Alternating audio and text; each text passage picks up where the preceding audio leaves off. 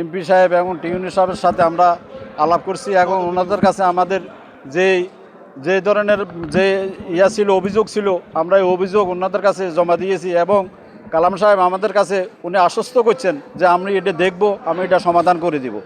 আমার মনে করেন এখানে যারা আসছেন এখানে সবাই হলো সুরক্ষার ডাইরেক্টর এবং শেয়ার হোল্ডার, এখানে বাইরের কোনো লোক নাই। আপনারা প্রত্যেকটা লোকের প্রশ্ন করে জিজ্ঞেস করতে পারেন যে উনি যে বারবার বলে যে এটা বাইরের লোক, বাঁহাটিয়া লোক, উনি যে এত বড় মানুষ আমাদের সাথে এত বড় প্রতারণা করতেছে।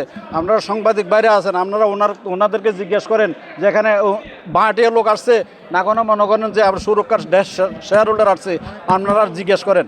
আমার কথা হলো এটাই, ভুট্টো সাহেব মনে করেন উনি ওইখানে ওই দিন আমরা গেছি যে সুরক্ষা শনিবার শুক্রবার যে বন্ধ, তাহলে শনিবার উনি কেন ওই দিন লাইভ করলো হাসপাতালের মধ্যে? আমরা এইটার আপনাদের কাছে সমাধান চাই। এখন আমরা কালাম সাহেবের কাছে যে স্মারকলিপি দিছি, উনি আমাদেরকে আশ্বস্ত করছেন ইনশাআল্লাহ আমরা ওনার প্রতি যে আস্থা রাখি, কালাম সাহেবকে আস্থা রাখি, উনি আমাদেরকে এই সমস্যার সমাধান করে দেবেন অতি সত্বর এবং সবাইকে আমাদেরকে খুশি করবেন, ইউনূস সাহেব উনি খুশি করবেন। দুইটা শেয়ার আমার বাবার এবং আমার হাজব্যান্ড অসুস্থ অবস্থায় আমি হাসপাতালে আসছি। ভুট্টো সাহেব অনেক খারাপ আচরণ বলছে, আর আমি আসছি এই আঙ্কেলের মাধ্যমে।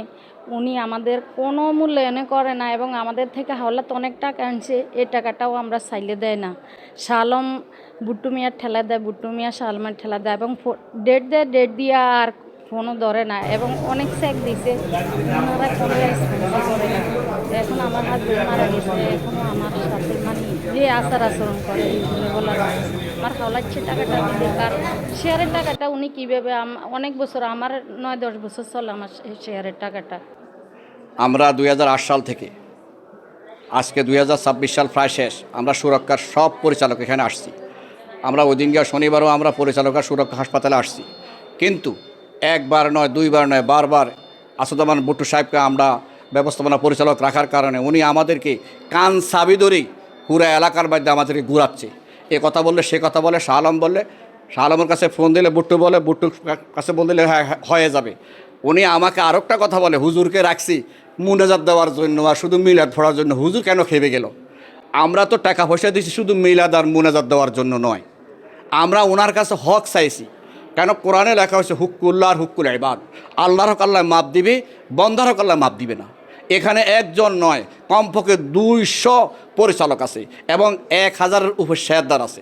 উনি একটাকেও মূল্যায়ন করছে না, সবাইকে উনি লাজান জুতার মাটিও মনে করে না। এবং আমরা টিউনু সাহেবের অফিসে আসছি, আমরা কাগজ জমা দিয়েছি এবং কি প্রয়োজনে আমরা এমপি সাহেবের মাধ্যমে ডিসিআর আমরা এটা উদ্ধার করবো। আর যদি উনি আমাদের মাঝে থাকতে চায়, অল্প টাইমে 72 ঘন্টা আলটিমেটাম দিলাম, উনি 72 ঘন্টার ভিতরে আমাদেরকে এই সুরক্ষার মধ্যে ডাকে জেনারেল মিটিং দিয়ে আমাদের একটা সুন্দর কমিটি করি উনি সহকারে পরিচালনা করুক, আমাদের কোনো আপত্তি নাই। আর অন্য কোনো ব্যবস্থা নিলে আমরা আইনি পর্যায়ে যাইতে বাধ্য থাকবো। উনি এমন সুলীল ভাষায় কথা বলে, লঘুর কথা সুন্দর, কবুতরের ফা সুন্দর, বেড়ার বাচ্চা সুন্দর, শয়তানের আদবস সুন্দর। উনি যখন মিটিংয়ে বসে এমন কিছু কথাবার্তা বলে, আমি ঢাকা থেকে এবং খাজুরিয়া থেকে আমি ডাইরেক্টর বানাইছি, উনি আমার সম্মান রাখে নাই। আমার নিচে আত্মীয় মহিলা যখন অফিসে ঢুকছে, শাহ আলম এবং ভুট্টো এমন কিছু খারাপ ব্যবহার করছে, তার কি বোন নাই, তার কি মা নাই, তার কি মেয়ে নাই? সে এগুলো চিন্তা ভাবনা না করে কাউকে পাত্তা নেই যে আজকে সুরক্ষা সে দখল করতে বসছে। আমরা সুরক্ষা দখল উদ্ধার করবই, তাকে 72 ঘন্টা আলটিমেটাম দিলাম, সেই জেনারেল মিটিংটাকে আমাদের এটা ঠিক করে দেখ, নাহলে কিন্তু সমস্যা আরও বেড়ে যাবে। আমরা চাই না সমস্যা বাড়তে। আর সে যে বলে আমার কাছে অল্প কয়েকজন, আর এটা হিরণ করতেছে, হিরণের একক ভূমিকা এখানে নাই। প্রয়োজন আমরা হিরণের গলা চাবি ধরতে বাধ্য থাকবো। হিরণ কিন্তু বারবার এটা বলছে না, হিরণকেও সে বেইজ্জতি করছে। কেন? আমরা নেতা পাচ্ছি না, আমরা একজন লোক পাচ্ছি না কথা বলার জন্য। কিন্তু হিরণ যখন দাঁড়ায় তখন হিরণের বিভ্রান্তি এবং হিরণের বিরুদ্ধে বিভিন্ন মিথ্যা কথা বলে সে আমাদেরকে সরায় রাখছে।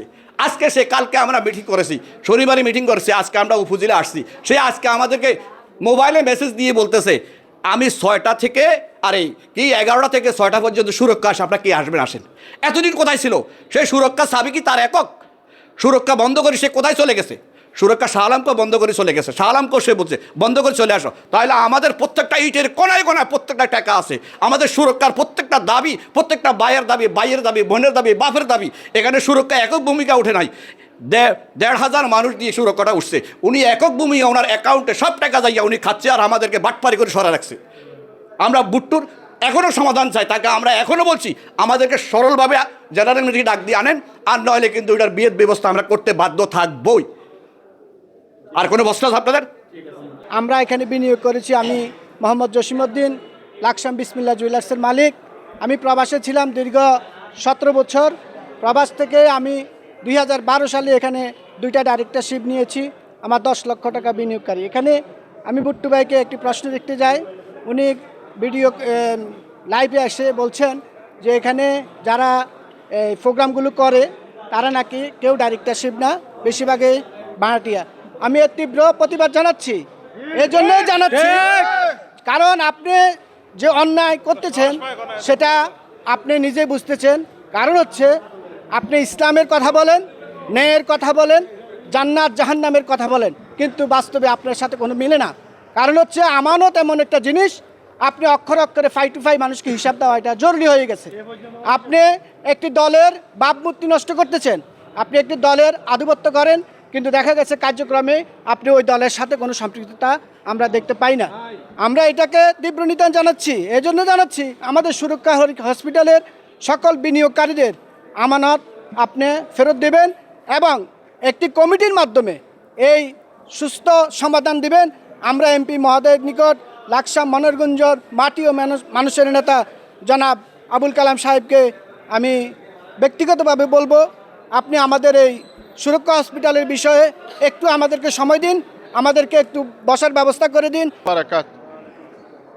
সুতরাং আজকে আমরা এই সুরক্ষা সিটির ভিতরে মনে করেন যে 1200 গ্রাহকের মতো আছি। দীর্ঘদিন সবুর করে থাকার পরও আমরা এই সুরক্ষা সিটির থেকে কোনো কিছু পাই নাই। এই বুট্টু সাহেব ডাইরেক্টর হওয়ার পরিচালনাকারীর দায়িত্ব নিয়েছে, সুতরাং আমরা কোনো কিছু ওনার থেকে পাইনি। গত 24 সালে 5 আগস্ট দেশ স্বাধীন হয়েছে, বা একটা মনে করেন আমরা রাস্তা খুঁজে পেয়েছি বাংলাদেশের মানুষ। সুতরাং সেখানে উনি সুরক্ষার মধ্যে মিটিং না দিয়া পাবলিক হলে অর্থাৎ পৌরসভার মধ্যে মিটিং দিয়ে সবাইকে আপ্যায়ন করি, যার যেমন সবাইকে বিদায় করে দিছে। আমরা অনেক ফানি সাঁতরাই এখানে এসেছি, অথচ সে 20 লক্ষ 30 লক্ষ টাকার মতো খরচ করে এই সুরক্ষার টাকা পয়সা নষ্ট করছে। একটা গ্রাহককে 5,000 টাকা পর্যন্ত সে দেয় নাই। আজকে আমরা উপজেলার মধ্যে আসছি, তারপরে আমরা আবারও বসছি ওনার সাথে মিটিং করার জন্য। উনি বলছে সম্পূর্ণ এগুলা ভিত্তিহীন, আমরা প্রতারক, আমরা তারপরে ভাড়াটিয়া, এইভাবে আমাদেরকে লাঞ্ছিত করি ইয়ে করে দেয়, বাইর করে দেয়। তারপরে হের মনে করেন যে 50% শেয়ার, আমাদের কোনো কিছুই নাই। এইভাবে উদাউট আজে বাজে কথাবার্তা বলি আমাদের সাথে এইভাবে প্রতারণা করতেছে, দীর্ঘদিন ধরে এইভাবে প্রতারণা করে আসতেছে। তারপরে এই সুরক্ষা সিটি আমরা তো আবু মিয়ার কাছে ভাড়া দেওয়ার জন্য তৈরি করি নয়, আমরা এই সুরক্ষা সিটি তৈরি করেছিলাম আমাদের অদূর ভবিষ্যতের জন্য। আমরা যখন বয়স হবে, আমরা দেশে থাকবো, বাড়িতে থাকবো, আমরা মনে করেন এখানে শেয়ার হোল্ডার হচ্ছি, ডাইরেক্টরশিপ হচ্ছি, আমরা 10টা টাকা জমা দিছি এখানে। ওইটার কারণে আমরা উপকৃত হব, ফ্যামিলি উপকৃত হবে, মানুষ একটু সচল থাকবে। সুতরাং সে কার করলে কার কথা সে এই সুরক্ষা সিটিকে আবু মিয়ার কাছে, শান্তার কাছে ভাড়া দিছে বা ইজার দিছে, আমরা এটার সঠিক প্রমাণ দেখতে চাই। সে বলছে 3 বছরের জন্য দিয়েছে, এখন শুনি সে 10 বছরের জন্য দিয়েছে। এই ভয় তারা কেন করলো, এটার আমরা সুস্থ সমাধান চাই। মানুষ বাস্তবতাটাকে খুব সহজভাবে নিয়ে নেয়। এখন বাস্তবতাটাকে মানুষ বুঝতে পারে না আসলে বাস্তবতাটা কি। এখনকার যুগে বর্তমান সমাজে সোশ্যাল মিডিয়া সবচেয়ে বড় পাওয়ারফুল অবস্থানে আছে। এটাকে মানুষ এমনভাবে কাজে লাগায় যে তার সংসার, ঘর, কাজকাম, অফিস সব মনে হয় সোশ্যাল মিডিয়ার ভিতরে। ঠিক কি না? আমরা এখানে আজকে সুরক্ষার বিনিয়োগকারীদের প্রতিনিধি হিসেবে আজকে অনেক লোক আসছে, অনেক লোক বৃষ্টির কারণে আসতে পারে নাই। আমরা আজকে গত শনিবারে আমরা সুরক্ষাতে একটা প্রোগ্রাম রেখেছিলাম, তার 15 থেকে 20 দিন আগে আমরা সুরক্ষার এমডি সাহেবকে আমরা মেসেজ দিয়েছি যে আমরা একটা মিটিং দেন, আমরা মিটিং চাই, আর আপনি যদি এই সময়ের ভিতর মিটিং না দেন আমরা মিটিং দিতে বাধ্য হব। এই একটা মেসেজ আমরা ওনাকে দিয়েছিলাম, কিন্তু উনি ওটাকে অন্যদিকে ধাবিত করে আমার নামে কুরত্না, বদনাম, মিথ্যা কথা, অপবাদ দিয়ে উনি এটাকে উড়ে ফেলে দিছে যে আসলে না, এদের কথার কোনো বাস্তবতা নেই। তো বিষয়টা হলো, আপনি সুরক্ষার জন্য মানুষ থেকে টাকা নিলেন বিল্ডিং করার জন্য, বিল্ডিং করে অফিস করলেন। 2009 সাল থেকে শুরু করে এ পর্যন্ত সুরক্ষাতে 1200 লোকের বিনিয়োগ। আপনি একজন এমডি, উদ্যোক্তা মানে এমডি মানে কি আপনি সুরক্ষার মালিক হিসেবে নিজেকে দাবি করার কোনো সুযোগ আছে কিনা?